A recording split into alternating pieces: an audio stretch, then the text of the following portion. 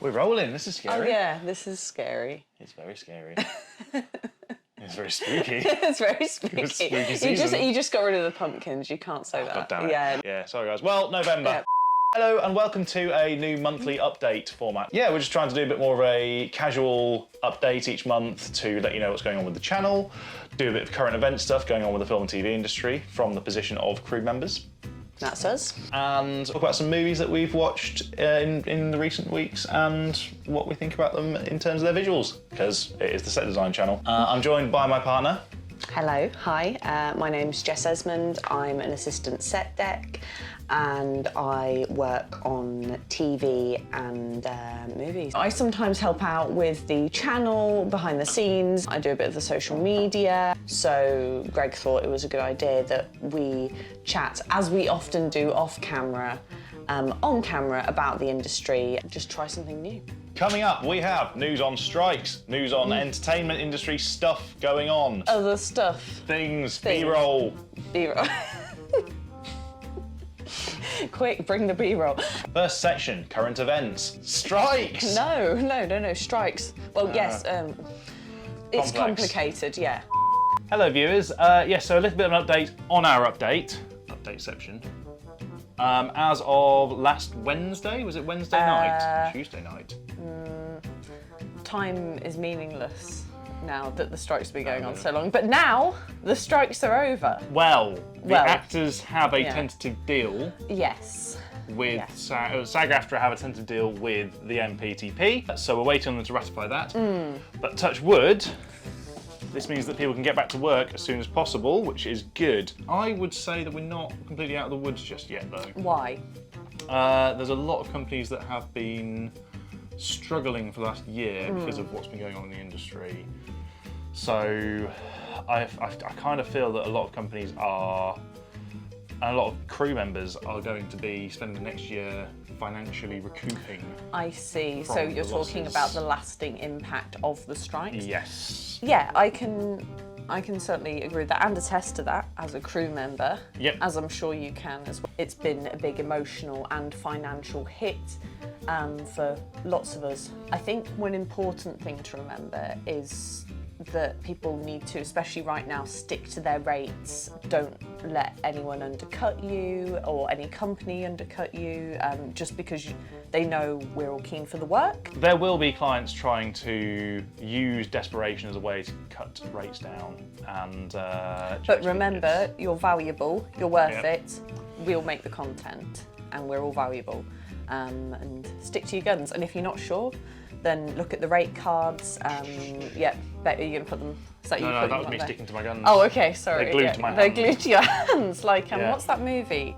Guns Akimbo. Guns Akimbo, that's great. Sorry. So, as we go back into employment, remember to check the back to rate card.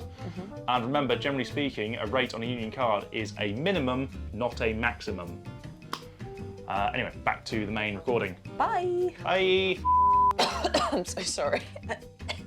A moth just came out of my mouth. It's how long we've been on strike for that I'm getting dusty. I'm just disintegrating. But like also the AMPTP. It's so hard to say. AMPTP.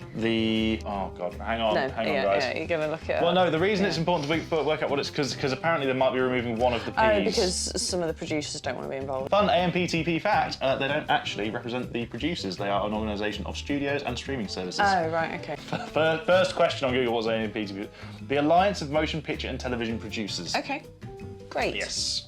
Now you know. But yes, the Producers Guild has been suggesting that they should take the producer's title out of that. Yeah, okay. And then they separate them from the studios. There's been so little mentioned publicly about the crew struggling, and there are certain organisations, Back to the Union, Brit Crew Stories, BFDG, Film Base, talking about what's going on. I've seen like one BBC Evening news piece about what's going on. Not that that's my barometer for news, but it just feels like there's so there's so many people struggling. Yeah. And we are such a massive industry. What we should mention is if you are struggling, there are some resources that we have Yes. mentioned in the video about the industry downturn previously, link. Yeah. And we put the links to those in the description. That includes the TV Mindset charity. Yeah, so there's the... Hang on, there's the Film and TV Film charity. and TV charity, there's Wellbeing in the Arts, there's 6 Foot from the Spotlight, who are also doing some really great work with wellbeing facilitators, training people on set, because it is tough. It is tough for everybody being out of work. You're not alone. Yeah, you're not alone, and we've got to look after each other and ourselves. Yeah. Production Design Week. You know what? I've been waiting for this. Been absolutely Event of the gagging for Production Design Week. gagging for Production Gagging. I don't know anything about Production Design Week. Tell me, Greg, what is Production Design Week and why should I, a member of that department, know about it? Well, Production Design Week is now an annual event held internationally across the film and TV industry that features a number of events across, I'd say at least the Western world. It's Quite big then. Yeah, so there's been a bunch of events happening in Los Angeles, New York, London, among other places, celebrating production design and try and get a bit more appreciation out there. Okay, so it's like an what we do awareness for a thing. living. Yeah. You did some stuff for Production Design Week? I wasn't able to make the actual event. So there was one of the events that was held was in South East London's Indie Zero Film Studios. It was organised by the British Film Designers Guild, and it was called the Art Department Takeover. They did a bunch of workshops and demonstrations. They had a number of suppliers there showing what they do. Can I ask, sorry, but who were the workshops for? Were they like for people in the industry? Yes. Okay, so you could like go along and take part. Okay, cool. That sounds pretty it was a good. sort of networking event with Nice. stuff. We will get some B-roll, which should be playing right now. Okay. Wow, it's amazing. Look at that. Gosh, Fantastic. looks really good. Channel update. Trumpets. Yeah, I've not really done much chatting to people just on the channel about the channel at the moment. We've just made a load of videos over the last couple of years, sporadically.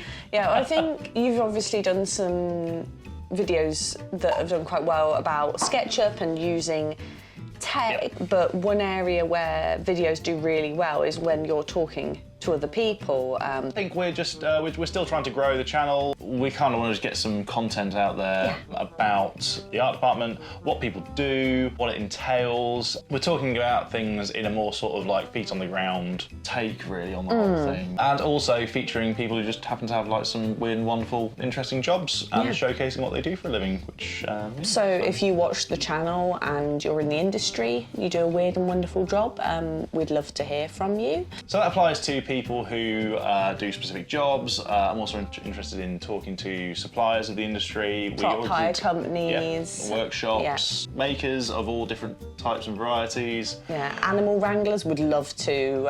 We were saying that's one we'd really Home love to economists. chat to. Yeah, home ec. That'd be quite fun. We've got a couple of things in the works. We are talking to a couple of suppliers about doing some future videos. So they will be making their way onto YouTube at some point.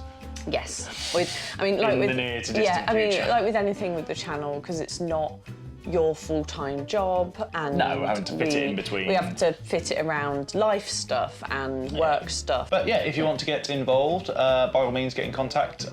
Could make some fun content. Let's make some content together, guys. Yeah. Sounds great. Seamless transition. Star wipe. Star wipe. We went to watch a film recently. Did we? We did. Oh yeah, we did go watch a film recently. Yeah. Recently it was the London Film Festival and we went to see Poor Things. We did. From I can never pronounce his name. Yorgos Lanthimos. Yeah. Lanthimos? Lanthimos. I'm going to say Lanthimos, but I'm probably going. Yorgos Lanthimos. Yeah, I wanted to go see it because it looked sumptuous. I really liked The Lobster, I really like other stuff he's done, and I had seen the trailer and was like, this looks so... It was a visual delight. Yeah. It was like, you know those really fancy Lambeth wedding cakes you see? It was like one of those. It was just so fancy and decadent. Yes. And it just looked it just looked gorgeous. It did look incredible. Yeah, I've not really looked into much of the background of the film, where it was filmed. So it's filmed in Budapest, I think. I'm guessing there were a lot of set builds on it. Yeah, I imagine. There were penis windows. Oh You noticed yeah, the penis okay. windows? No, I didn't notice the penis windows.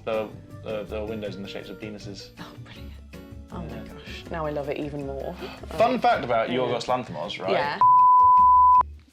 Person who shall not be named, who we were working with recently, has met him in Rowan's bowling at a rap party. Really? And apparently taught him to bowl. How did he... Well, posh people don't really do bowling. Oh, so you think it was his first time? I think, yeah. Yeah. Because they make films. Oh, so busy making film, no time for bowling when you make films. Bowling. It's a peasant sport. It's a sad existence. Yeah. Oh, okay. Well, if he hangs out in Rowan's, that gives me hope. I don't know if he's regularly down at Rowan. I mean, who knows? Maybe he loves bowling. Yeah, well, now he loves bowling. Always Down at Rowan's. So go watch Poor Things and then go to Rowan's Bowling in North London, and you might bump into the director. I really loved it. I'm not a minimalist. I'm very much a maximalist with my tastes, and it was just so refreshing to see something so out there. And I can, I hope for more. I hope for more like that, really. Yeah. What I would say is I feel that someone would have taken inspiration from the Dishonored series of video games. Yeah, you were a lot of the saying architecture. like Dishonored, yeah. Yeah, a lot of the architecture and the Eurodecadent stylings of it are very similar to what's in those games. I think someone along the way, possibly the concept artist, might have had an influence. So you feel like it's Wes Anderson meets Dishonored? Yes. Yeah, okay. Yeah, less heads being chopped off than Dishonored. Yeah, great. Yeah, because they're very violent video games. Yeah, when does Poor Things come out then? Because we saw we saw it at the film festival. Apparently it's out on the 12th of January 2024. Brilliant, well worth a watch. Yes. From my point of view. Go watch it. Hopefully it can be promoted by the actors by that point. Oh yeah, that'd be good. We watched The Witches of Eastwick. 1987's Witches of Eastwick. 1987? Yeah, keeping it current. Yeah, you'd never seen it before, had you? I had not, no. For those who have not seen The Witches of Eastwick, it's got Cher, Susan Sarandon and Michelle Pfeiffer, who play three somehow down and out women in the town of Eastwick, and they wish for a man, a handsome stranger, and one arrives. Well, a stranger arrives. Yeah, a stranger, yeah, he's not handsome. Jack Nicholson arrives. Yeah, but it's like that 80s thing, isn't it? Where like Jack Nicholson is considered the most handsome bachelor. Yeah, he's closer to Joker here than he is One Flew Over the Cuckoo's Nest. But there are some great set pieces in this movie. Great set pieces, great outfits. It's just visually ridiculous. It's great. Go watch that. Yeah, it's on BBC iPlayer at the moment for free, I think. Absolutely. And we also watched through an entire horror franchise. I'm still recovering. That's a lot of work, which we will not name, for it's the subject of the next video. However, we will give you this clip as a teaser.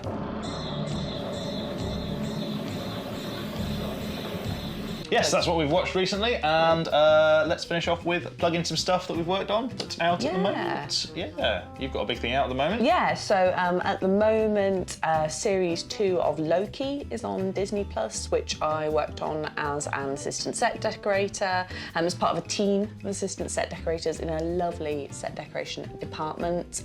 It looks sick. Yeah, it was really fun. It was really fun to work on.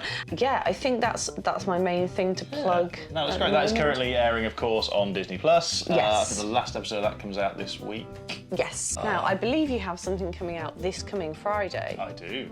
Yes. Can you tell me what it is? No. Oh, okay.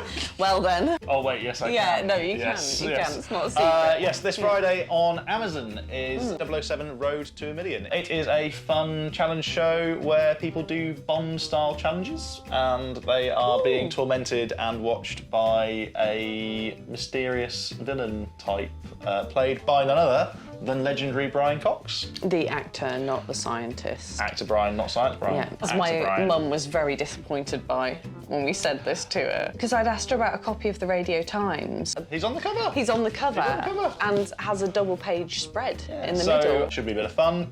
Go watch it. Also, there's that Samsung advert I worked on that's out at the moment. The flippy phones. No, Nice. there's a flippy. Oh yeah. Foldy. Oh, flippy and a Two foldy. phones. Other than that, we're going to round it out with how do people find you online if they want to follow you yourself? So you can find me on Instagram at Jesmondi, which Greg can share in the video somehow by the magic Links of YouTube. and icons are going on screen great. places. Whew, there's a lot. There's one there. Ugh. And what about you? Where can we find you? I have a design Instagram as well. That is Greg Designs Things. And yeah, and then we've also got the YouTube channel here. If you're enjoying this stuff, like and subscribe. And We're on Instagram. We are as also on well, Instagram as a channel. The Set Design channel, where we post there pretty regularly. yeah, Yeah, that's that. that's that. Goodbye. Bye.